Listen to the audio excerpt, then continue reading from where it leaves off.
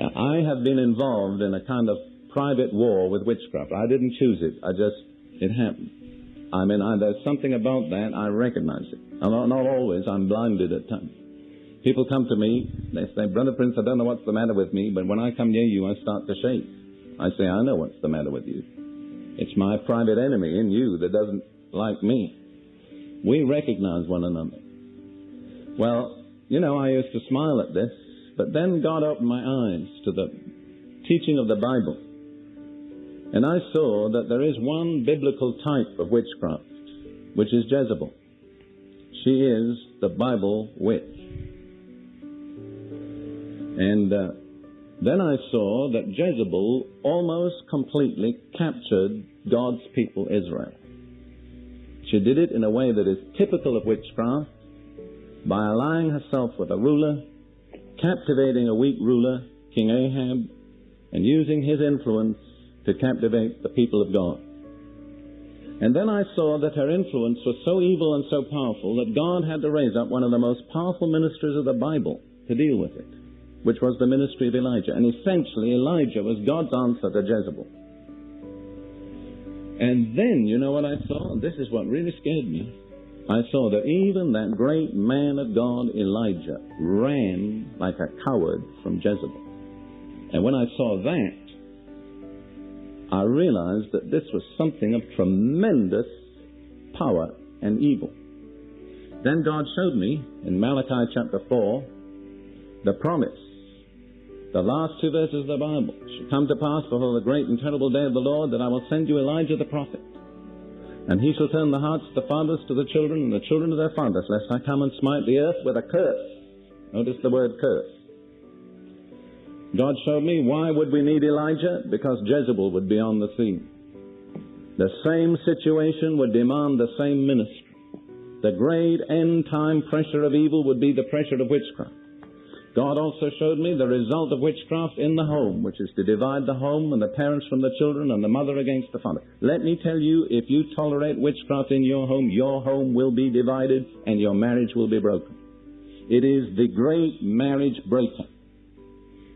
And because of its prevalence in the United States, 1 out of every 2 marriages now ends in divorce. The unseen force behind that is witchcraft. And God also indicates in that passage from Malachi, the great end-time social problem will be divided homes. Parents against children and children against parents. And God showed me, too, that the great responsibility for this is in the fathers. God does not speak first to the children to turn to their fathers, but the fathers to turn to their children. And let me say to every man and every father here, that's your responsibility.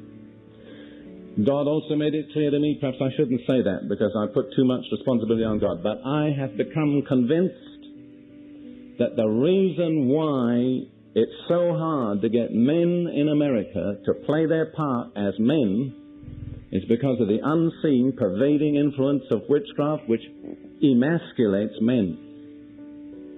Now, some of you men may get angry with me, but I don't care. American males can be successful in almost every field. Commerce, industry, sports, war, except 2, the family and the church.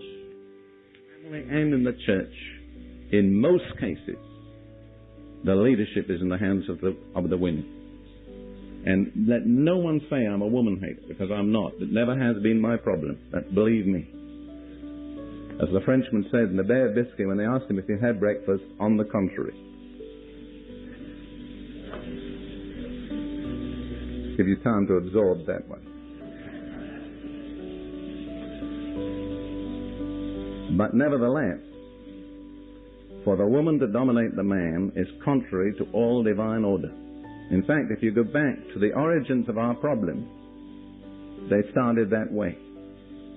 When the woman took the spiritual initiative, the race got into trouble. A preacher friend of mine said, all our troubles would have been avoided if Eve had only said to the snake, I never talk to strange snakes without my husband. Now, we can laugh at that, but it's not a laughing matter. It is deadly earnest. I find that that many men want to take their rightful place in the home, and somehow they can't do it. They're up against some unseen force that seems to frustrate them. It's the power of witchcraft. And it has to be broken. It's got to be broken. There's no other way in which we can have things functioning the way they should.